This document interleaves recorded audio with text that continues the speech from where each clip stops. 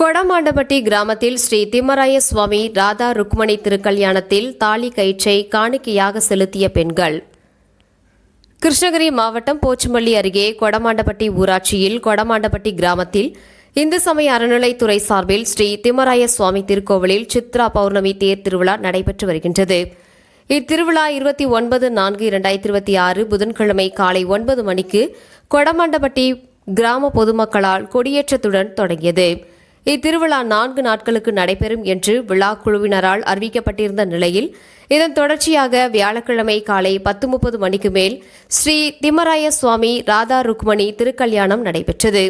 இதில் கொடமாண்டபட்டி ஊராட்சி சுற்றியுள்ள கிராம பொதுமக்கள் சீர்வரிசை தட்டுகளுடன் ஊர்வலமாக வந்து திருக்கல்யாணத்திற்கு அமைக்கப்பட்டிருக்கும் திருமண மேடை அருகாமையில் சீர்வரிசை தட்டுகளை வைத்திருந்தனர். இதனைத் தொடர்ந்து ஸ்ரீ திம்மராய சுவாமி ராதா ருக்மணி திருக்கல்யாணம் பண்டிதர்களால் நடைபெற்றது.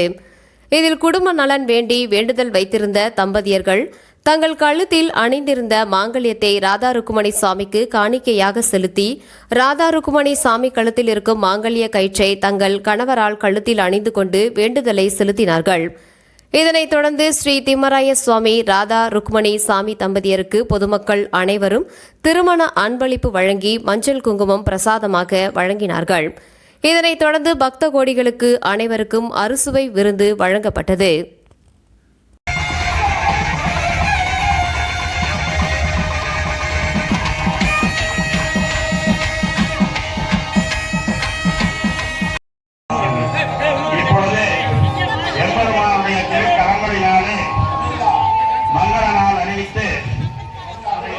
இங்கே மாலை மாற்றும் நிகழ்ச்சி மற்றும்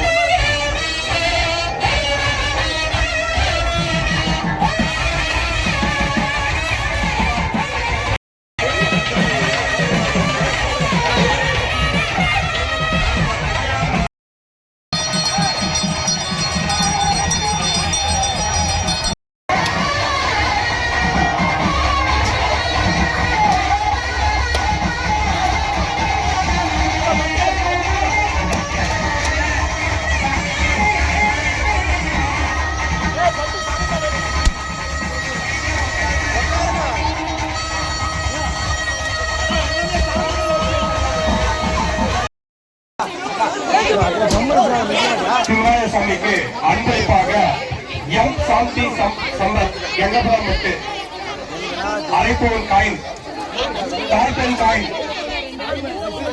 ராதா ருக்மணி கல்யாணத்தோடு சாமிக்கு அன்பளிப்பாக தாய்பெண் அவர்களுக்கு அன்பளிப்பாக அளிக்கப்பட்டுள்ளது. அவர்கள் குடும்பத்திற்கு மேலும் 5 பக்தர்கள்